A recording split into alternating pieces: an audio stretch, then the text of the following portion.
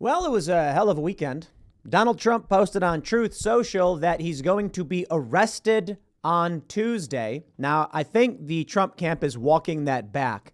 And what the media is basically saying is, Trump puts out this Truth Social where he says, and now they're saying they're going to arrest. Well, what Trump said was, now they're going to arrest me on Tuesday. And what I think Trump was actually saying is, that's what they're claiming in the press, that there's going to be a formal arrest of Donald Trump. Now, interestingly, with all of this, is Elon Musk tweeting, if this happens, Trump will be reelected in a landslide victory. Let me play this clip for you. It's from the 17th, actually, it's from Friday. This is Viva Fry says, if this happens, it'll be the beginning of Trump's reelection. And then Elon Musk says, if this happens, Trump will be reelected in a landslide victory.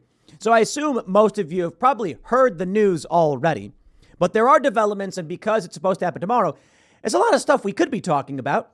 I mean, you've got more banks collapsing. That's going to be fun.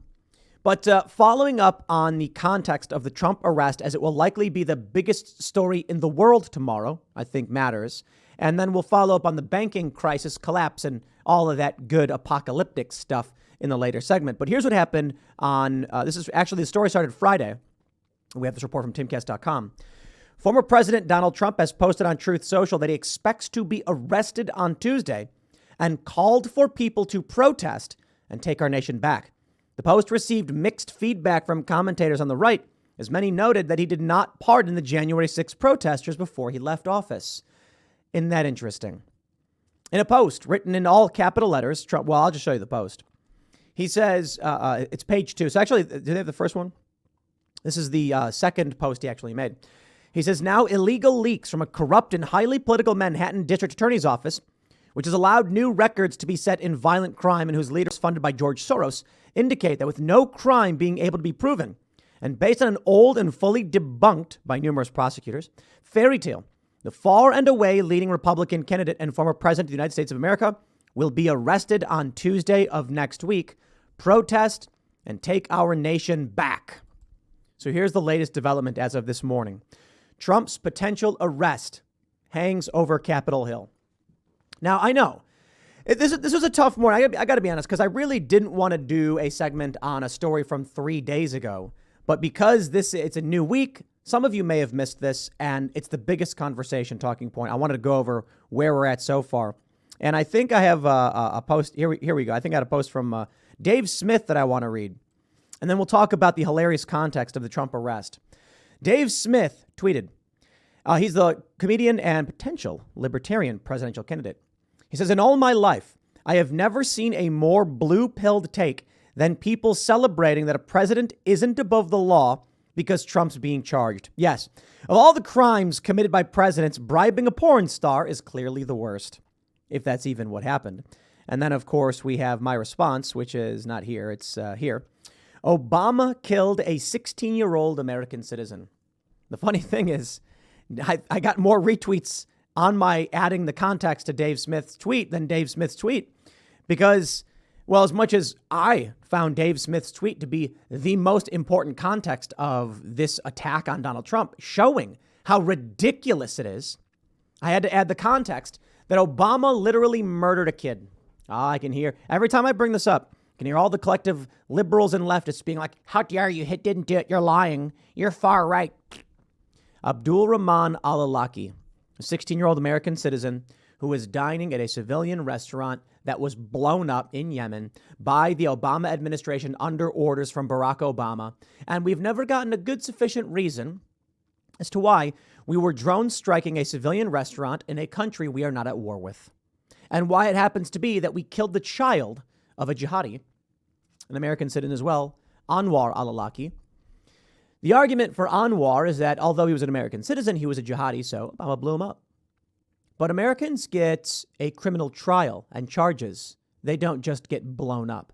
Now, fair point. If he was an active enemy combatant, well, then you're a traitor. It's seditious, it's treason, etc. But I'm not sure that's what it was. I think he was preaching jihad. And then, of course, Obama killed his son. And I think that was done as a message to say, we will kill your children, because I don't see any other reason why they would do that. Now, of course, the administration argued that actually it was a mistake and they were targeting somebody else. Spare me, spare me. Here is where we are this morning, the updates on Trump's potential arrest. reporting from the Hill. They say, the potential arrest of former President Trump is hanging over Capitol Hill this week as lawmakers prepare for and react to what could be the first indictment of an ex-president in U.S. history. Trump suggested on Truth Social, this we know. Also this week, a House committee is scheduled to hold a hearing on TikTok, which will feature testimony from the platform's chief executive and blah, blah, blah, blah, blah. Trump's Saturday arrest warning set off a political firestorm of the weekend, with GOP lawmakers running to the ex-president's side amid the looming indictment. So basically on Friday, we hear they're planning to arrest Trump. Then Saturday, Trump tweets out, or he truths out, they're going to arrest me on Tuesday. I think Trump doesn't have any advanced knowledge. I think Trump made the mistake of watching Fox News and then just, you know how Trump is. He posts about it as if it's true, and then everyone assumes he knows something. I guess the Trump camp came out and said, no, there's no formal information. We don't know. Trump is just talking about the news. They're going to say, on Saturday, hours after Trump posted on Truth Social, Speaker Kevin McCarthy said he was directing relevant committees to immediately investigate if federal funds are being used to subvert our democracy by interfering in elections with politically motivated prosecutions. And they are. The issue is it's a state level thing in New York, not federal, because these people are evil. You see, and I talk about civil war and people are like, oh, it's not going to be a civil war. When a state criminally indicts or tries to, the front runner in a presidential election cycle, and we're in one. Come on. Here we go again, an outrageous abuse of power by radical DA who lets violent criminals walk as he pursues political vengeance against Donald Trump. During a Sunday press conference at the House GOP's Issues Conference in Orlando, McCarthy said he has spoken with Rep. Jim Jordan of Ohio, chair of the Select Subcommittee on the Weaponization of Government, about the matter. This applies directly to that, and I think you'll see actions from them. Now, a lot of people are saying that there's no federal crime. In fact, the Trump team is saying that the statute of limitations, let me see if I have this one. No, that's Chris Rock. Where's the other one? Here we go. This is from the Daily Mail. Trump claims the statute of limitations has already passed in Stormy Daniels' case, as his ally Robert Costello prepares to testify against Michael Cohen in grand jury, with ex-president bracing for charges. This is important. This was, I think Mark Levin on Fox News pointed out that they've known about this for 6 years and they've done nothing. Why? They wanted to use it. Well, so I don't know if he said this, but I'm saying this. What are they going to do with the Stormy Daniels thing that Trump allegedly had an affair and that he allegedly paid her off? I don't even know if the story's true. She denied it before. What are they going to do with that? Slap on the wrist charge? It's a waste of time. They needed something to go after Trump, and they needed it to stop the next election, to stop his next election. So, of course, they waited. Well, for a misdemeanor charge like this, slap on the wrist, but also, I believe the statute of limitations is 2 years. It's been 6. Here's the story from the Daily Mail. He posted as lawyer Robert Costello to testify. The former president wrote on Truth Social, they are many years beyond the statute of limitations. In this instance is 2 years. More importantly, there was no crime. So a lot of people misunderstand how a statute of limitations works. They believe it means that if you commit a crime, let's say the statute of limitations for, shoplifting is a year. They think that if you commit a crime and then a year goes by, you can then come out and be like, I committed that crime and you can't do anything because it was a year ago. It's the discovery of the crime. Meaning, if you come out and say something like, I committed this crime a year ago, they'll be like, well, we've just discovered the crime. You're under arrest. Wait, but the statute of limitations. Yes, the discovery of the crime. They have 1 year. The point is not to be like, oh, no, they committed a crime a year ago. We can't do anything about it. The point, the point is so that if they discover it, they know it happened. They have to act. They can't just sit back and then hold that against you and wait until they decide, like what they're doing with Donald Trump.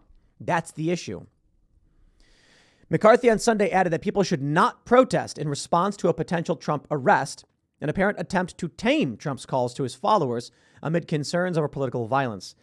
Yeah, Trump doesn't have a good track record with calling for his supporters to protest. So I would say the smartest thing you can probably do is not protest, because I don't know what you can accomplish by going out and marching other than giving them an opportunity to false flag or something, which probably will happen anyway. I don't think people should protest this stuff, McCarthy said in Orlando, when asked about Trump's statement suggesting that Trump was calling on individuals to educate people about what's going on. He's not talking in a harmful way, and nobody should harm one another in this. And this is why you should really make law equal, because if that was the case, nothing would ever happen here. So here's what I think with this crime with Stormy Daniels. It's happening in New York because they know if they go at the federal level that it's going to create an opportunity for Republicans in the federal government to do something about it. And with the Republicans controlling the House right now, albeit by a small margin, if there was a federal move made against Trump, and they're salivating, desperate to do it, the D.C. Bureau of the FBI or something like that, if they actually did, then the Republicans in the House could make some moves, file some subpoenas, get some people to testify. They could stop that in its tracks. So I don't know. I don't think any of us really know if Trump is going to be indicted and arrested. The argument is they want to do like a formal perp walk. We'll see. But my friends, I think Elon Musk is right. If Trump is arrested, he will win in a landslide victory. Absolutely. And I'm seeing a bunch of these leftists say things like, if that were true, you'd be begging for his arrest. It's like, well, I don't know if I'd say I'd be begging for his arrest. I'd say you'd be cheering it on. Well, I don't know if I would be cheering it on because there's a negative with the positive, right? It is very, very bad that the Democrats are so psychotic and evil that they would arrest Trump to try and stop him from winning the presidency, despite being the front runner for the Republican Party. I mean, that's psychotic and evil. Don't get me wrong. Trump said to lock up Hillary Clinton, but he never actually did. So when people were like, I can't believe Trump was saying to arrest Hillary. Well, there's questions about the Clinton Foundation and things like that for sure. But, it is dangerous precedent to say that you're going to arrest a former senator or Secretary of State. I get it. If they actually go after Donald Trump on trumped up charges, I mean, this country's gone. And I feel like we're already getting there anyway. And you guys know I feel that way. But I don't know what you expect from me or anyone else to believe when New York State, which is a Democrat stronghold, obviously not the northern part of it, is using the might of New York City to stop a presidential election. Think about what that means. New York City is basically saying to the rest of the country, F you and F what you want. West Virginia's MAGA country. Okay, I'm out in West Virginia. I love this because you guys know I hang out at the poker tables. I say this all the time. But this is a local hangout spot. Everybody playing at these tables is for the most part, on the weekends are locals. And they say you're not allowed to talk politics. But boy, I tell you, when people start talking about it in a veiled way, everybody supports Trump. There was maybe one or two people who were kind of like they didn't like him. But this is MAGA country, 100%. So for New York to say they're going to arrest Donald Trump or to imply they will, and this is an attempt to stop him from running or to damage his campaign. This is New York saying, we know we can't outvote you, red states, so we will destroy his campaign with lawfare, using the power of our state, our government, our law enforcement. Tell me we are not approaching some kind of civil war. New York State saying, I will use, this DA, these politicians, these Democrats, we will use state force to make sure that the votes of West Virginia, of Montana, of Texas, of Florida don't matter. Florida, better example. New York says, how can we stop a president from winning when we know he's got the votes?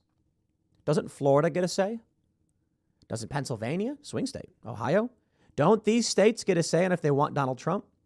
New York is throwing throwing a wrench into the spokes of the Trump campaign.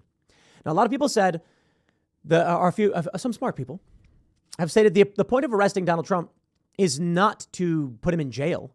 It's to drain his war chest, to suck up as much time as possible, basically to strap a weight to his ankle to make it harder for him to run for office. Because if they subpoena him, if they have him having to appear in court or things like that, how is he going to campaign? And what does that mean for Florida, where Ron DeSantis is winning bigly? Now, Ron may run himself, and maybe people of Florida vote for him for president, but also at the same time, people in Florida might not vote for DeSantis for president because they want him to remain governor. in that regard, we'll see. We'll see. But, you just got to get ready for what's going on. Kate Corrigan says George Soros gave $1 million to Manhattan DA Alvin Bragg's campaign. In 2022, Manhattan DA Alvin Bragg reduced 52% of all felony charges to a misdemeanor. While murderers and rapists roam free in New York, Bragg is politically persecuting our 45th and 47th President, Donald J. Trump. 45th and 47th. I do think Trump is on track for re-election. I don't know for sure.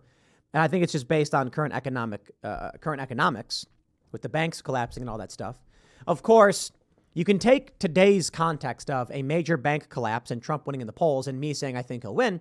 And then by the time we get to the election, which is not for a year and a half, then the world will be completely different. Trump could have a peg leg and an eye patch and be flying around in a dirigible, and they'll be like, Tim thought he was going to win. And it's like, dude, at the time, the economy was in the gutter and Trump was the front runner across the board in all the polls. Why wouldn't I think he's going to win? But things can change. If your brain's not that big, maybe you don't understand the context around the time in which a news segment, or an opinion segment is aired. Anyway, that being said, I do think it's absolutely fascinating that you have this DA who is ripping New York to shreds. These people are like supervillains. They're like, we will let all the criminals roam free. I mean, this is literally a plot of Batman. The Joker breaks all the villains out of Arkham Asylum, and he's the bad guy. And Trump's like Batman in this analogy, I guess. Isn't that funny, though? This is like like what the supervillain would do. All of these different cities releasing their criminals onto the street is the plot of a comic book. The bad guys do it. Yeah, here we are. How exciting. How eventful, I suppose. So we have this video. Proud Boys try protesting a drag queen story hour in New York City and promptly get beat up by New Yorkers. So I tweeted, American Civil War II, pedophiles versus Nazis. And then a bunch of people got mad. They're like, how dare you insult the Proud Boys? How do they even... Listen, they're screaming Nazi at the Proud Boys, and people on the right are screaming pedo at the leftists. That's my point. It's the unflattering view. I don't care who you think is right. My point was, each side is screaming that at the other. Now, to be fair, I don't think the Proud Boys are Nazis, and I don't think the Antifa people are pedophiles. I think the Antifa people are protecting pedophiles, for the most part. That's kind of the point. And I think the Proud Boys are just nationalists, and they're probably the opposite of Nazis for the most part, except for like the nationalism. But that's like saying Hitler drank water too. The Proud Boys, probably more conservative, libertarian leaning, but they won't tell you that. They'll lie, cheat, and steal because that's what they do. What I find interesting about the whole thing is that the left and the right is basically collective versus principle. We have this viral moment that won't stop going around of Bethany Mandel. She's been on Timcast IRL before, struggling to define the word woke. She doesn't do the worst job, actually. That's why it's really funny. They're like, oh, she couldn't define woke. Well, she said it's kind of this ideology that we should dismantle society and replace it with hierarchies of oppression or something like that. And it's like, okay, this is fairly weak, but they're like, haha, she couldn't define it. And it's like, well, whatever, man. But this clip is going viral, and I think it speaks bigly to what the culture war really is. Obviously, there's 1,000,001 people who can define what woke is, and I personally believe that I have the best definition, and I believe it is the correct definition, and that is, as I've talked about ad nauseum last week, it is the modern left liberal culture that was built by social media algorithms. That's all it means. And the reason why I explain it that way is that a lot of people are like, actually, woke is the idea, postmodern theory, where they want to dismantle. No. I mean, those things are all there. But the average leftist in the street right now screaming in defense of drag queens, they don't know any of that stuff, and they don't care about any of that stuff. Woke is just the cult-like adherence to the left liberal culture that algorithms made. That's all. When people try to define woke, they typically will hyper-target one component of it. They'll say, woke is when you want to groom kids, or woke is this, and woke. Those are all little pieces of what the left is doing, but it doesn't define what woke is when someone says that person is woke. All you need to understand when someone's like, oh, is it woke, is Is it adhering? Is it following cult-like adherence to the modern left liberal orthodoxy? That's what woke is. Because when Bernie Sanders went on Bill Maher and says, I don't think we want equity, we want equality of opportunity. Then Cenk Uyghur's like, of course, that's what everyone agrees with. Nobody wants equity. Equity doesn't exist. Despite the fact that every company's got a diversity, equity, and inclusion officer now. Not every, but many. So equity doesn't exist, but corporations are hiring people for it. Anyway, my point is this. The left, they're going after Trump because they're deranged zombies. That's it. And they're lying, cheating, and stealing to gain power. All they do is march like zombies. They have no principles. They have no goals. It is a zombie horde. Where does that leave us? Donald Trump may be indicted tomorrow, but they don't understand what they do. The indictment will not hurt Trump. It will help him. Many world leaders were arrested, and we've talked about that too. People get arrested, they get persecuted and prosecuted, and then they come back out, and then they're more popular than ever. Now, I don't know that Trump will actually go to jail, but it will create such a massive press storm and massive backlash that I believe people will probably vote for Donald Trump. But I don't know for sure because I am not a psychic. But when I see this stuff, I just feel like, you know what, man, fighting is coming. So, I just got to give a shout out to the best TikTok I've ever seen from @videocameras on TikTok. And this woman says how to survive the coming economic crisis with the cost of living going up. And simply put, here's my top 3 tips, she says. First is going to be F the government and get some chickens. You thought we were going to, it's loud. I'll turn it down. I'll just play it. Here we go. Cost of living's getting a bit expensive, isn't it? So here's my 3 top tips so you can survive the upcoming economic crash. I mean, obviously the first step's going to be government, get some chickens. What, you thought we were going to do some government shit without saying buy chickens? No. Yeah, what, you want the economy to have a say whether or not you eat breakfast? Cool, bro. Enjoy that. Could not be me. Look at these little pets. Look at this one. Look how dumb she looks. She makes me feel good. What do you reckon? Government? You heard him. Government or... Yeah, I thought so. Oh, sorry, did I say 3 tips? I just meant 1 tip. Yeah, get chickens. Keep getting them. Government. Acquire 32 chickens. Good luck. Yep, that's about where I'm at. So Phil Labonte sent me that video, and it is the best video. It is correct. Get chickens, ladies and gentlemen. The economy is crashing. People are fighting in the streets. They're threatening to arrest the former president, the first indictment of a former president ever in U.S. history. And it may happen tomorrow. And if you have not gotten out of the cities and gotten chickens yet, well, then good luck. But I'll leave it there because still a lot to talk about with the economic crisis. We got breaking news this morning about more banks collapsing. So that's going to be fun. UBS is apparently going to buy Credit Suisse. First Republic is tanking. Oh, boy, here we go. I mention this all the time that I'm at the casino playing poker. It's relaxing and fun. And you're just talking with the locals about stuff. It's good. It's grounding, right? And everybody's sitting there being like, well, bet the money while you can because who knows what's going to be worth next time. So I'll leave it there, man. Next segment's coming up at 1 p.m. on this channel. Thanks for hanging out, and I'll see you all then.